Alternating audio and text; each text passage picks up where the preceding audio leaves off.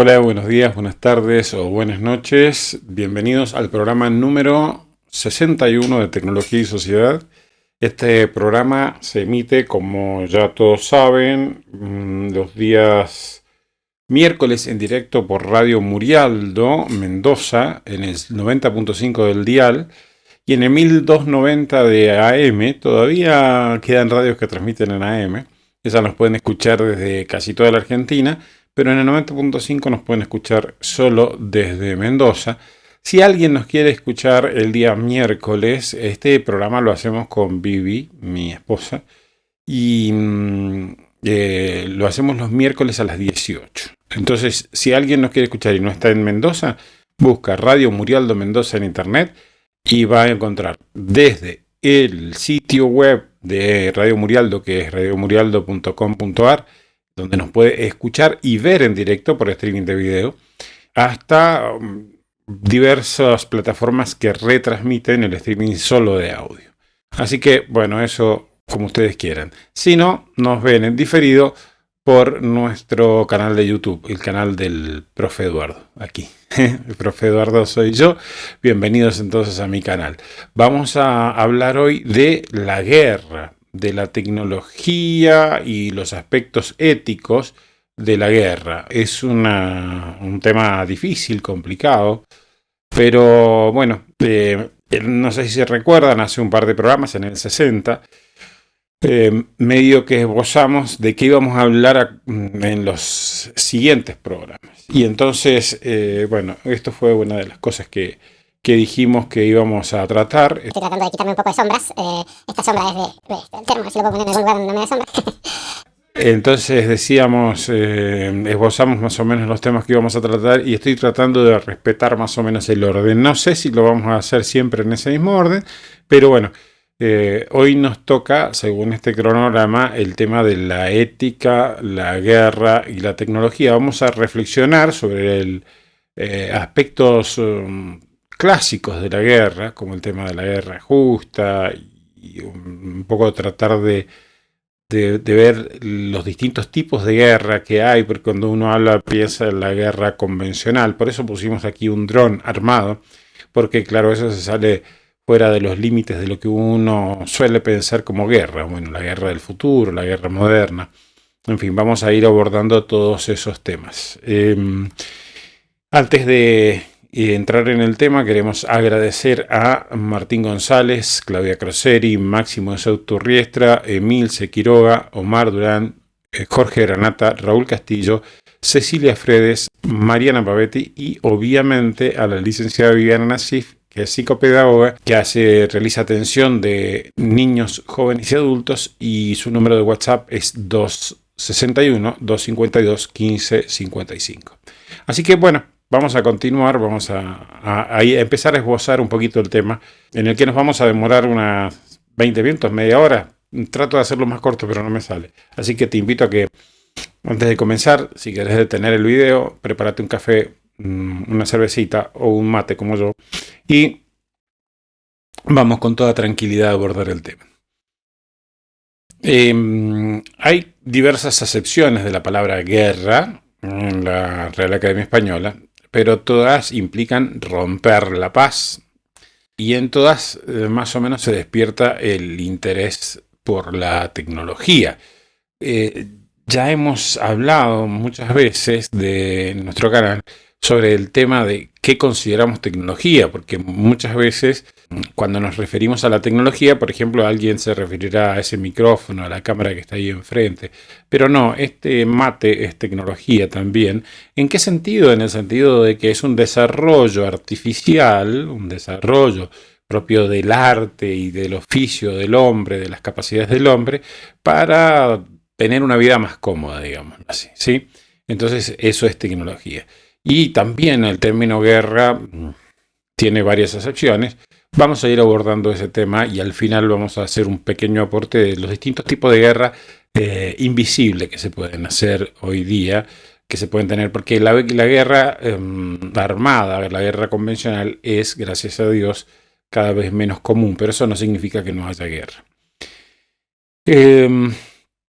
La tecnología de la guerra abarca desde cuestiones físicas, informativas, económicas, ideológicas, tecnológicas, culturales. Hay un montón de cuestiones. Es decir, la guerra no es solo esta que vemos ahora, de las cuales son protagonistas este señor y unos cuantos más, pero este es medio de la cara de la guerra hoy, porque es la guerra que está ocupando los medios, que es la guerra de Ucrania, y justo están sufriendo en este momento, cuando estoy grabando el video, está sufriendo internamente Rusia un ataque interno, una revolución interna, por un grupo de paramilitares que hasta ayer nomás apoyaba a Putin y hoy parece que se ha revelado.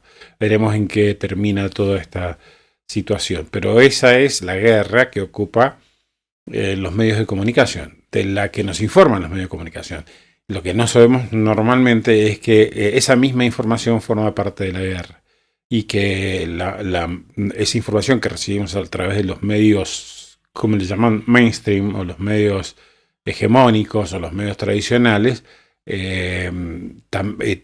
también, digamos, forman parte de esa guerra, y la información que recibimos a través de las redes sociales, que es más informal, o más o menos, también forma parte de esa guerra, o puede que estén librando otra guerra y no nos demos cuenta. Es muy difícil advertirlo eso, pero bueno, para eso estamos.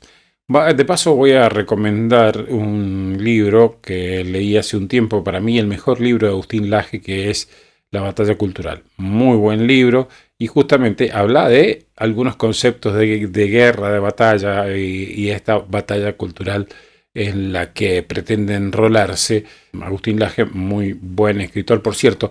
Después de La batalla cultural, salió Generación Idiota, que también lo he leído, y me parece mejor La batalla cultural. Es un mejor desarrollo. Es otro tema, claramente, pero es mejor desarrollo. Continuemos.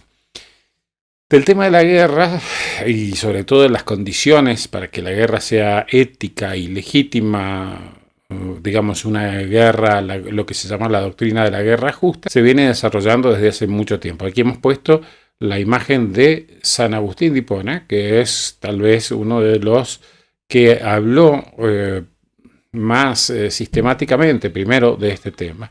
Después el tema dentro de la moral católica, sobre todo, se ha desarrollado mucho, también lo ha retomado Santo Tomás de Aquino. Vamos a ver algunos aspectos, sobre todo de lo que se considera la guerra justa. Es un tema que hoy está discutiéndose también, porque las cosas han cambiado tanto que el daño que se puede producir es tan grande que habría que cuestionarse hoy si se puede hablar de guerra justa. Claramente se puede hablar de la justa defensa. Y si esa defensa desemboca en una guerra, también será una guerra justa. Cuando nos defendemos de ataques injustificados, de ataques violentos, eso será una justa defensa. Pero hay que analizar muchos temas, muchos aspectos. Bueno, en definitiva, yo no vengo aquí a revelarles la verdad, sino a darles un pantallazo para que ustedes puedan pensar y tomar sus propias decisiones, sus propias determinaciones, generar su propio pensamiento, que es lo más importante. Lo más importante no es que reciban un pensamiento mío, sino que ustedes puedan generar su propio pensamiento, reflexionar a partir de las cosas que decimos acá. Uno de los aspectos que se considera para que exista una guerra justa, para que la guerra pueda considerarse justa, es que el daño infligido, o sea, que nosotros estamos recibiendo un daño del cual nos estamos defendiendo, vamos a suponer eso. Nuestro país está recibiendo un daño del cual se está defendiendo. Por ejemplo, una invasión sobre su territorio, ¿sí? El daño infligido debe ser duradero, grave y cierto. Entonces, es uno de los aspectos que hay que determinar. Es decir, si nada más, por ejemplo, hubo una invasión momentánea de un país vecino que decidió avanzar sin mayores daños personales o daños sobre las vidas humanas, sino que avanzó sobre el territorio, como hubo aquí hace un tiempo con un país vecino que corrió los límites, las marcas, las demarcaciones de los límites. Bueno, si eso no resulta demasiado grave o fue temporal o bueno, depende, eso por ahí no justifica ni siquiera la defensa, ¿sí? Porque justamente el daño que se puede producir es mayor, que es otra de las condiciones, es mayor que el daño que se intenta reparar, ¿no? Otro aspecto intenta determinar si hemos agotado todas las vías alternativas. Es decir, las protestas, la diplomacia, las conversaciones, todo eso, hasta cierta presión, que puede ser una presión de tipo militar sin llegar al enfrentamiento. Bueno, determinadas cosas se pueden hacer antes de ir al ataque. Y si se agotaron las alternativas y además tenemos condiciones probables de éxito, porque ese es otro tema, es decir, si yo voy a iniciar un enfrentamiento en el que voy a perder seguro, o voy a perder casi seguro en ese enfrentamiento y se van a perder vidas humanas, más vale no iniciarlo. Más vale no iniciarlo porque no tengo ni siquiera probabilidades de éxito. Estamos suponiendo que si tengo probabilidades de éxito y esto es una causa grave, duradera, bueno, entonces ahí ya estamos medio en condiciones de comenzar a pensar en una justa defensa de los intereses de un país, la soberanía, por ejemplo. Podrían haber otros intereses. Hay temas económicos, hay temas mucho más complejos, pero bueno, siempre estamos acostumbrados a hablar del tema de la soberanía geográfica, ¿no? O de la soberanía política. El último de los elementos que debemos considerar es que si el uso de las armas o el uso del tipo de violencia que vayamos a ejercer, porque claramente la guerra no es una acción violenta que no necesariamente pasa por las armas, al menos a las armas convencionales. Si la acción ofensiva que vamos a generar en realidad no va a generar males más graves que el que se intenta reparar. O sea, por ejemplo, supongamos, no sucede con nuestros países, los países latinoamericanos o los países subdesarrollados o en vías de desarrollo, no sucede esto, pero puede suceder con países más, las superpotencias, ¿no? Donde, por ejemplo, el iniciar un ataque puede generar, por ejemplo, lo que se decía, que si Rusia atacaba a Ucrania, si la OTAN terminaba apoyando a Ucrania y después China terminaba apoyando a Rusia, esto podía generar una tercera guerra mundial. Cuestión que no se dio, pero digamos, el daño que se podía producir por un reclamo que inicialmente era de una región de Ucrania, después las cosas se transformó, pero era una región de Ucrania. Bueno, no se justifica porque el daño que se podría llegar a generar sería mucho mayor en el caso de una guerra nuclear total, por ejemplo, una guerra que podría, como dicen algunos, acabar con toda la humanidad. Viendo concretamente el tema de Rusia-Ucrania, uno desde aquí y desde que sentado en el escritorio con el diario del lunes puede hacer un montón de cuestiones y de conclusiones, pero yo considero que si Rusia tenía legítimas razones para reclamar soberanía sobre la región del Donbass ahí en Ucrania, y siendo que en esa región la unidad de tipo política, de tipo cultural con Rusia era grande, podrían haberse realizado algunas otras alternativas. Por ejemplo, crear un frente para que se discutiera en un plebiscito, por ejemplo, sobre quién debía ejercer la soberanía sobre esa región. Lo que pasa es que después se complicaron, se enredaron y bueno, cosas pasaron a mayores. Pero yo creo que toda esta matanza se podría haber evitado si se hubiese agotado eso que decíamos en las consideraciones previas. Si hubiesen agotado todas las otras alternativas que no se agotaron y que pasó de ser una operación militar especial a ser una guerra que lleva casi 2 años. Ya no me acuerdo cuándo empezó, pero sí, casi 2 años. Una barbaridad, de verdad. Y ahora Rusia con problemas internos, no sé hasta dónde va a llevar esto. Esperemos, Dios quiera que no perdure mucho todo esto y que encuentre una solución pacífica. Bien, las condiciones clásicas de la guerra pueden no ser aplicables en las condiciones de la guerra futura. Por ejemplo, un tema central es el tema de las armas autónomas, ¿sí? Ya tenemos temas morales sobre, por ejemplo, cuando hablamos de un vehículo autónomo, un vehículo autoconducido, imagínense de una arma autónoma, es decir, un arma que pueda tomar la decisión de matar a personas o de atacar regiones de un país o de disparar un misil. De momento, creo, por lo menos eso es lo que creemos, porque en realidad no lo sabemos, no ha habido este tipo de ataques automáticos, ni siquiera de defensa automática, con los sistemas de defensa, como se llama, de alerta temprana para defensa, por ejemplo, que tiene Estados Unidos, han funcionado.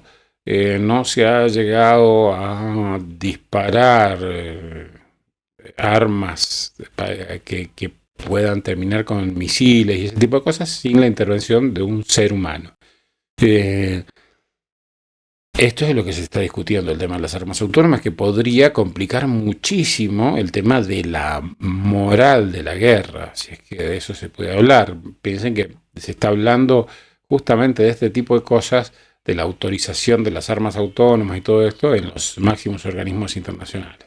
Máximos organismos internacionales en los que desde este canal hemos manifestado muchas veces que no confiamos, porque claramente muchos de ellos tienen intereses creados en algunas de las potencias, o son las potencias estas las que dominan esos organismos internacionales, o son controlados esos organismos internacionales por particulares, por personas de carne y hueso, que son las que ponen el dinero para que la cosa funcione, ¿sí?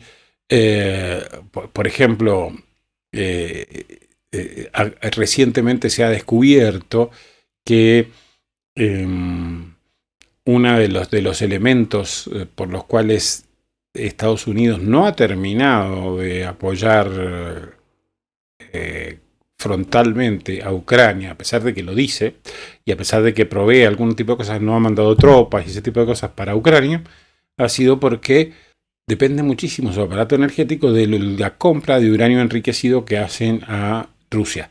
Es decir, por obra de Estados Unidos, muchos de los países europeos han apoyado y han sancionado a Rusia. Sancionado muchas veces implica sufrir las consecuencias ellos mismos, porque sanciones, por ejemplo, no comprar determinado producto que Rusia les venía ofreciendo, el gas, por ejemplo, el petróleo, y entonces pagar las consecuencias. Pero a su vez, Estados Unidos sigue comprando uranio enriquecido. ¿Por qué? Porque no puede satisfacer sus necesidades internas, porque necesitaría un desarrollo. Ya hay un desarrollo que justamente está ese desarrollo, no me acuerdo exactamente, tiene un nombre en latín, no es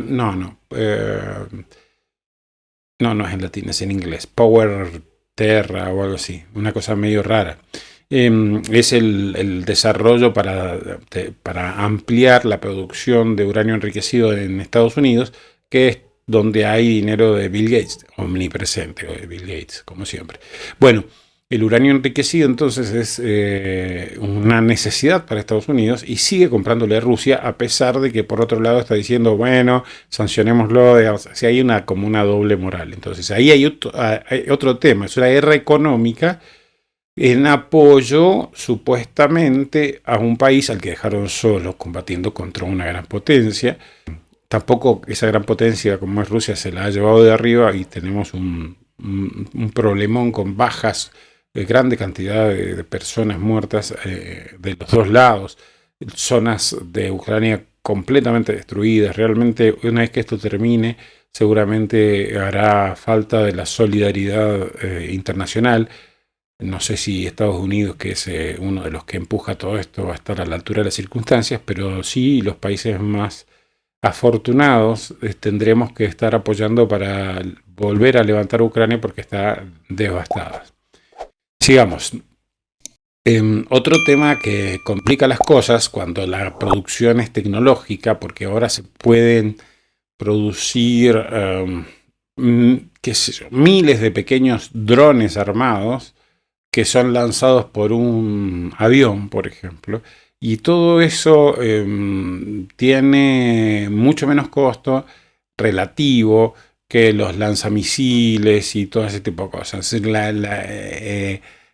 El crecimiento de unos países respecto a otros por el uso de la tecnología, por la mayor potencialidad económica que tienen, realmente ha provocado que la disparidad en el uso, en la producción y en la tenencia de armas sea enorme. Y esto provoca grandes problemas también.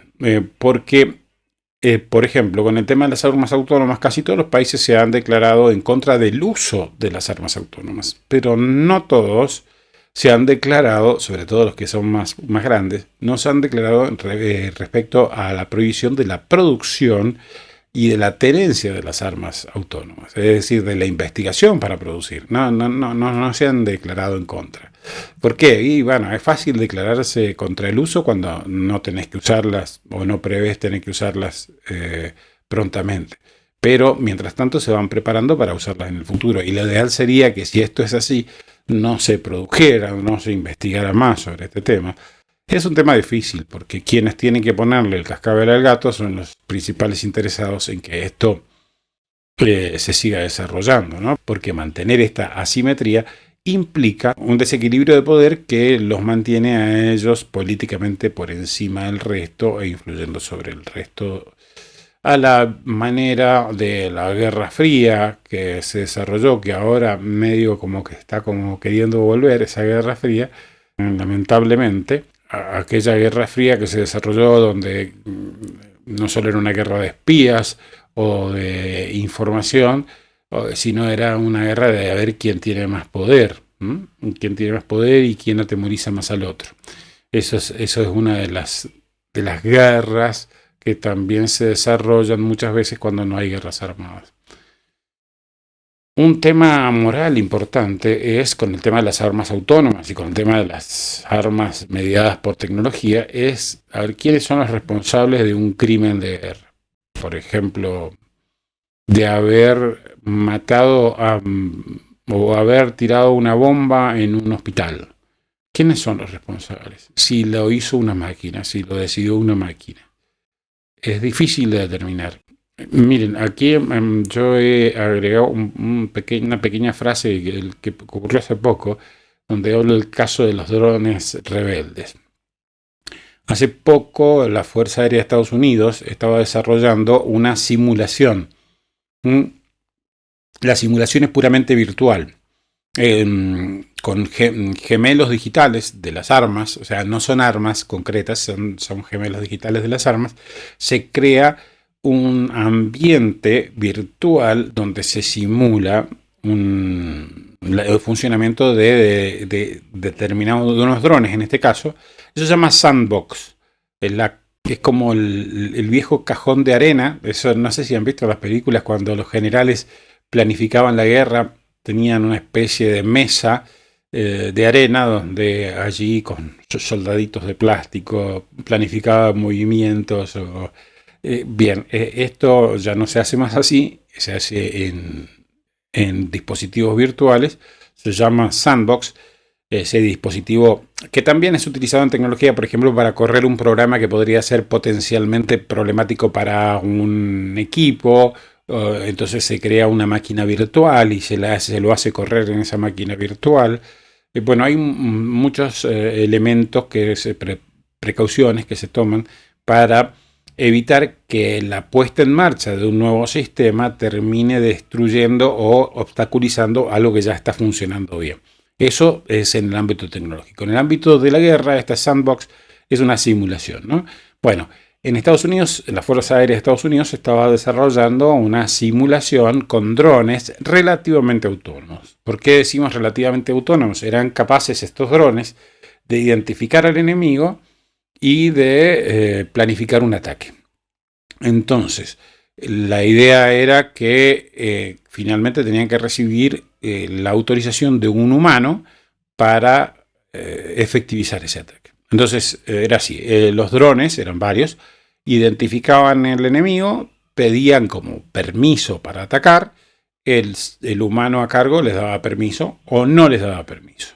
Cuando estos drones provistos de inteligencia artificial empezaron a advertir que el humano estaba operando en contra de lo que ellos tenían que hacer, diciéndoles que este objetivo no lo ataquen, simplemente decidieron atacar al operador, decidieron atacar a quien estaba de su parte. Cuando luego dieron instrucciones claras a los drones de que no podían atacar al operador, lo que hacían era atacar a las propias elementos de comunicación, por ejemplo, las torres de comunicación propias, para que el operador no se pudiera comunicar con ellos, para que ellos pudieran seguir el ataque. Luego de que la persona, no me acuerdo quién era, Tracker, algo así creo que era, Tracker Hamilton era el apellido de quien relató esto en una conferencia internacional. Luego de que él lo dijo, Fuerza Aérea de Estados Unidos salió a decir que no, que en realidad nunca se había pensado, era un escenario hipotético, nunca se había simulado, cosa que yo no les creo, ¿no? Lo que creo es que esto tomó dimensiones que ellos no esperaban, ¿no? Y entonces después salieron a desmentirlo. Pero claramente creo que esto sucedió. Y es perfectamente posible que haya sucedido, y entonces luego salen a desmentirlo. Pero bueno, esto crea unas inquietudes respecto al uso de estas armas autónomas, es decir, que no solo pueden decidir atacar al enemigo, sino decidir atacar a la propia tropa para que le deje cumplir con su misión, porque los programas informáticos no tienen patriotismo, no tienen nacionalidad, no tienen sentido nacional, no tienen pertenencia a un grupo determinado, o sea, no hay humanidad allí. Entonces las decisiones que se toman pueden ser desprovistas completamente de compasión, de cualquier sentimiento que implique tener temor de causar daño a vidas humanas. Muchas de las tecnologías que hoy utilizamos fueron creadas para uso militar y luego se extendieron al uso civil. Esto es triste, pero una gran parte de las tecnologías de las que hoy disponemos fueron pensadas para uso militar. Un claro ejemplo es el GPS. Pero ahí tenemos una lista enorme de cosas que fueron creadas para uso militar. Internet, las cámaras digitales, la ambulancia, la comida enlatada, los drones, los bancos de sangre. Miren todas esas cosas muchas son positivísimas para la humanidad, pues muchas han salvado vidas. La visión nocturna, los viajes al espacio, el EpiPen. EpiPen es una especie de jeringa autoinyectable, ¿no? Eso se inventó para tener, en caso de necesidad, clavarse esa jeringa en una pierna e inyectarse adrenalina, por ejemplo, para que le salve la vida. El radar meteorológico, los hornos de microondas, las computadoras. Las computadoras fueron diseñadas inicialmente con fines bélicos para descifrar mensajes del enemigo, bueno, para cálculos balísticos. Bueno, ahora esto ya no se hace, creo, tal vez sí, pero el cálculo de dónde iba a caer una munición según la potencia, según la inclinación del lanzador y todo ese tipo de cosas. Los anteojos de sol de aviador, bueno, la penicilina no se inventó específicamente para el ámbito militar, pero sí a partir de la idea de Pasteur de haber participado en combate y ver cómo mucha gente se moría con una infección, ¿no? Bueno, todo esto, hay mucha gente que termina pensando que entonces las guerras se justifican para que haya este avance tecnológico. No, definitivamente no puedo aceptar que terminemos pensando en que tenemos que matarnos entre nosotros ahora para que la gente en el futuro viva mejor. No creo que sea una alternativa. Y si se hizo así, o sea, no creo que haya sido la idea de las personas que crearon esa tecnología, que esas tecnologías que en el futuro nos iban a servir a nosotros, por ejemplo el GPS.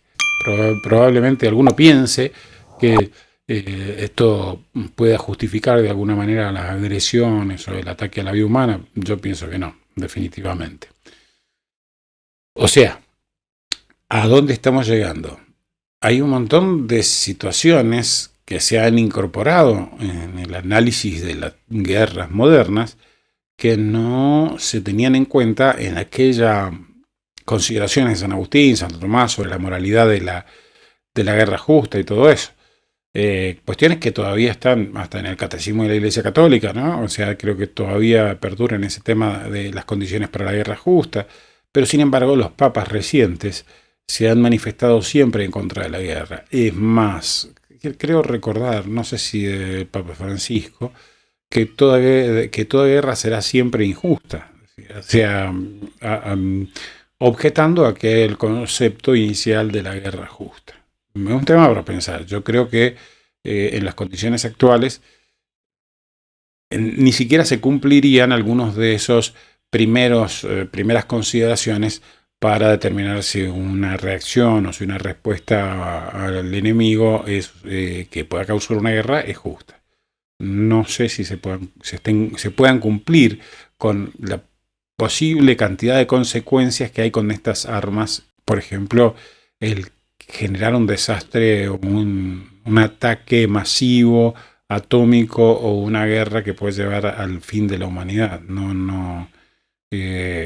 Nada podría justificar eso, ninguna defensa podría justificar eso, aunque se produjera como un efecto secundario de mi acción. Esos efectos secundarios deben tenerse en cuenta, para eso está la prudencia y para eso se debe analizar. Entonces la guerra, como decíamos, ha ido dando lugar a innovaciones tecnológicas y ahora estamos en la guerra mediada por la inteligencia artificial, la guerra que se da en el campo de batalla, donde interviene la inteligencia artificial para la determinación de las formas de ataque, de la determinación de la conveniencia de ataque y todo eso. Los avances con las armas autónomas, por otra parte, generan una gran cantidad de recursos económicos dados a eso. Y no es justo que se provoque el malestar o problemas económicos a los pueblos para desarrollar armamento.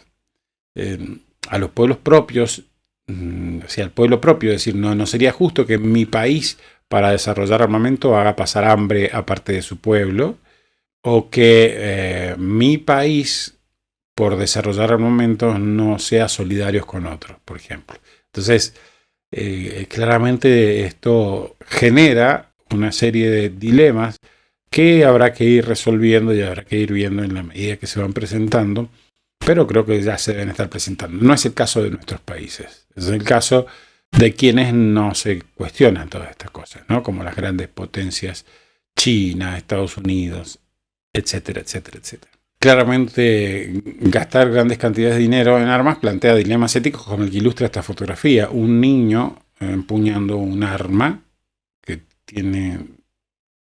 se ve completamente desproporcionado, y probablemente por el niño que estamos viendo sea de una región donde hay un montón de otras necesidades, y muchas veces esas armas son provistas por las grandes potencias para propiciar unos enfrentamientos internos que le convienen a la potencia extranjera. Y muchas veces hay, como se daba en el caso de la Guerra Fría, ¿no? La Guerra Fría entre la Unión de Repúblicas Socialistas Soviéticas y Estados Unidos, pero en el medio, por ejemplo, podía darse una guerra entre ellos, con armamento de ellos, en algún país africano, ¿no? Entonces, donde cada uno le daba sus armas, que era forma de probarlas además, en combate, le daba sus armas a una facción diferente, y entonces teníamos enfrentamientos tribales con armas de última tecnología. Qué tristeza que esto se dé en el mundo, se haya dado en el mundo. Es parte de nuestra historia, de todos modos, y probablemente lo seguirá siendo durante un tiempo. Yo creo que el caso de Ucrania también es un caso de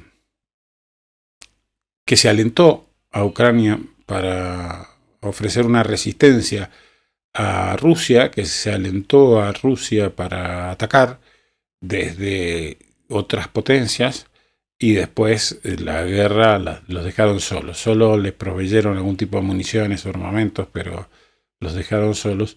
Y esto está mejor que los hayan dejado solos, porque si se hubieran enganchado a otras potencias a combatir esto sería terrible, sería una guerra mundial. Pero de todos modos, lo inmoral, la doble moral, está en decirle sí, prepárense y vamos, y después es prepárense y vayan. Complicado. Bien. Con el tema de la inteligencia artificial, siempre hacemos referencia a un tema que impacta de lleno el tema moral, que es la inexplicabilidad de las acciones de la inteligencia artificial. La inteligencia artificial, como procede en la mayor parte de los casos, no cuando se trataba de las inteligencias artificiales de árboles de decisión, donde si se llegaba a determinada decisión era porque se había recorrido determinado camino, pero hoy son cajas negras, son cosas decisiones que se toman dentro de un algoritmo de inteligencia artificial que no sabemos, nunca podremos saber cómo se llegó a esa determinación. Y cuando no sabemos cómo fue que un programa informático le ganó el campeón del mundo en ajedrez, no pasa nada, no lo sabemos. Pero cuando no sabemos cómo es que un programa toma la decisión de dejar sin trabajo a alguien, o de dejar sin ayuda social a una persona, o de disparar un arma, bueno, entonces es imposible encontrar responsables, porque además, aunque encontráramos el camino, aunque la inteligencia artificial, los procedimientos de inteligencia artificial fueran explicables, ya a quién le atribuiríamos la responsabilidad. Si finalmente la que tomó la decisión fue una máquina o un algoritmo. Por ejemplo, uno de los ejemplos es el tema de los ciberataques, ¿no? O sea, en un video que vi sobre la guerra moderna, creo que era de la Deutsche Welle, se habla de este tema, ¿no? De los sistemas de alertas tempranas que tiene Estados Unidos, que tiene grandes radares en distintos lugares del mundo, y se habla del supuesto caso de que uno de esos sistemas, uno de esos radares fuese atacado con un virus informático, que podría ser un civil perfectamente que lo atacara, no necesariamente otro país. Y entonces empiezan una serie de acusaciones y sospechas cruzadas que terminan desencadenando una guerra completa, una guerra nuclear o una guerra convencional, simplemente porque se infectó un dispositivo de seguridad de un país, se infectó con un virus informático que, insisto, pudo ser provocado por un civil, pudo ser, hoy en día, o sea, una persona desde una computadora de su casa puede atacar a estos sistemas informáticos de inteligencia y de decisiones y de vigilancia de los países. Entonces, la intrusión de una persona podría desencadenar una guerra total. Bueno, estas son las cosas que podrían pasar. Creo que todavía no han pasado. No ha pasado, porque todas tienen como una explicación hasta ahora, pero podría llegar a suceder que existe una guerra, o sea, se desarrolle una guerra en la cual no haya explicación por la causa, no haya una razón, no es una pelea por la soberanía de un sector determinado, no sabemos por qué. El tema de las armas autónomas provoca una nueva carrera armamentística, nuevo desafío de cada uno de los países para tener las mejores armas autónomas, y sigue aumentando la asimetría de armamentística, y esto generado por la asimetría económica. Entonces son los países ricos económicamente, políticamente, ricos en cuanto a como países, aunque estén llenos de gente pobre, como puede pasar en China, por ejemplo, que es un país rico, lleno de gente pobre, como pasa en tantos de nuestros países.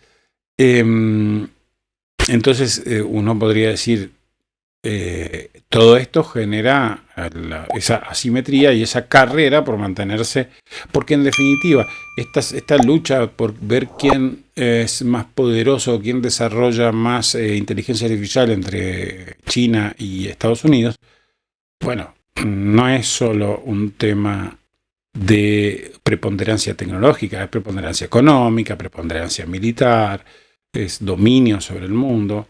Se viene perfilando el desplazamiento de Estados Unidos como primera potencia mundial por parte de China y todo ese combate que se está dando. Aquello que pensábamos nosotros hace 50 años, que el problema iba a ser entre la Unión Soviética y Estados Unidos, ahora parece ser que el problema es entre China y Estados Unidos, donde Estados Unidos va en baja y China va en alta. Y esto, a pesar de que pueda alegrar a muchos, y no es que yo me proclame pro de Estados Unidos, pero no es ninguna buena noticia que la próxima gran potencia sea China. Tampoco es una gran noticia que sea Estados Unidos, pero que sea China no creo que sea una gran noticia por el tipo de conductas que conocemos y vemos en China. Hay un montón de guerras invisibles. La guerra cibernética, por ejemplo, es esta serie de ataques que no solo son a sistemas de defensa. Por ejemplo, hubo un ataque al sistema, a la red eléctrica de Ucrania durante esta guerra, que formó parte de un ataque cibernético, de un ataque a través de las redes, que se atribuyó a Rusia, pero nunca se supo.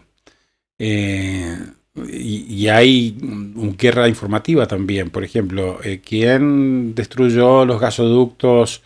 No me acuerdo ahora cómo se llamaban, que van de Rusia a Europa. ¿Quién fue que los destruyó? Estados Unidos dice que fue Ucrania. Ucrania dice que no fueron ellos. Algunos dicen que son los rusos. Y a pesar de que se dio esta situación, está lleno de noticias falsas, ¿no? Es decir, otra guerra que se desarrolla aparte, noticias falsas, es decir, para cubrir crímenes de guerra, para cubrir ataques que no son bien vistos por los demás países. Para cubrir eso se miente, se deforma la información, se difunden determinadas cosas. Hay guerras culturales también, hablábamos de eso, del libro de Agustín Laje, y bueno, esta es una guerra permanente y está en más de una región. En nuestro país hay una batalla cultural enorme entre los más progresistas y los más conservadores, y realmente, bueno, eso gracias a Dios se desarrolla con mayor independencia de la tecnología, aunque sí se desarrolla con uso de tecnología porque se desarrolla sobre todo sobre las redes sociales. Las guerras psicológicas, que son con la intención, por ejemplo, de desmoralizar. Cuando aparte de la información, si se dice, por ejemplo, los rusos dicen que Ucrania está cayendo, que tienen el país devastado, cosa que por una parte es cierto. Lo dicen para desalentar al enemigo, para provocar un mayor entusiasmo de parte de los propios rusos. La guerra diplomática, que a veces no es guerra, pero a veces sí, y donde se dan alianzas, traiciones y ese tipo de cosas, ¿no? que siempre se dan, las guerras comerciales, bloqueos, sanciones económicas, y la guerra finalmente por el predominio tecnológico, que estamos hablando, que es fundamental y hoy está en todos lados, ¿no? Sin duda, sobre todo en cuanto hablamos de lo convencional o una extensión de lo convencional, el tema de las armas autónomas y todo ese tipo de cosas, es crucial evitar guerras destructivas. Para esto es necesario, es imperativo, un desarme, porque si no hay desarme, siempre está latente el peligro de la vuelta a esa guerra que puede causar vidas humanas. Pero claramente esto no es muy simple, que digamos, porque aquellas personas o aquellas potencias o organismos internacionales que deberían intervenir para prohibir todo esto son partes interesadas y son los que se desarrollan. O sea, aquellos están hablando del no uso de las armas autónomas son los que están desarrollando armas autónomas. Entonces, claro que no es un camino fácil, pero es, me parece, el único por el cual podemos transcurrir. No parece haber otro camino. Necesitamos del desarme, ¿sí? Pero muchas veces esto así como se vende para otros países, por ejemplo, en Estados Unidos tiene, por ejemplo, internamente la comercialización de armas para uso civil es altísima, y sin embargo en otros países favorecen que no haya, que esa comercialización de armas de uso civil sea nula o se obstaculice.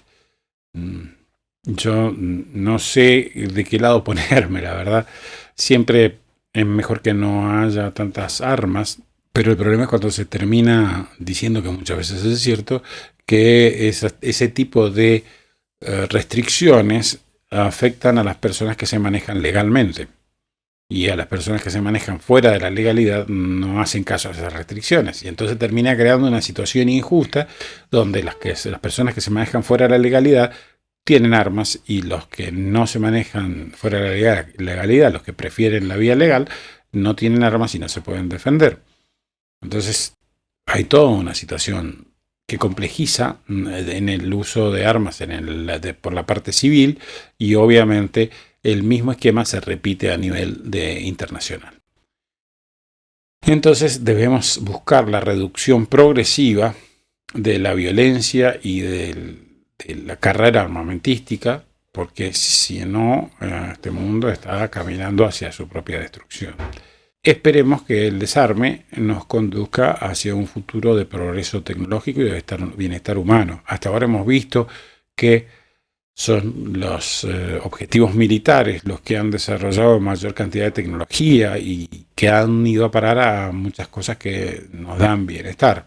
Es necesario romper esta unión que hay entre desarrollo de tecnología y desarrollo militar o desarrollo para la guerra, romper esta unión que hay ahí, porque tenemos que tratar de asegurarnos un mayor progreso general y tecnológico sin los peligros que eso implica en el desarrollo de armas.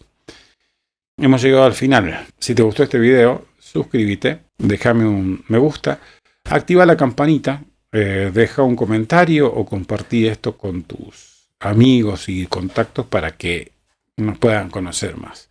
Al terminar, vamos a agradecer a nuestros auspiciantes: Martín González, Claudia Croseri, Máximo Salturriestra, Emilce Quiroga, Omar Durán, Jorge Granata, Raúl Castillo, Cecilia Fredes, Mariana Pavetti y, obviamente, siempre licenciada Viviana Nasif, que es psicopedagoga, atiende a niños, jóvenes y adultos, y su número de WhatsApp es 261-252-1555. Muchas gracias. Chau.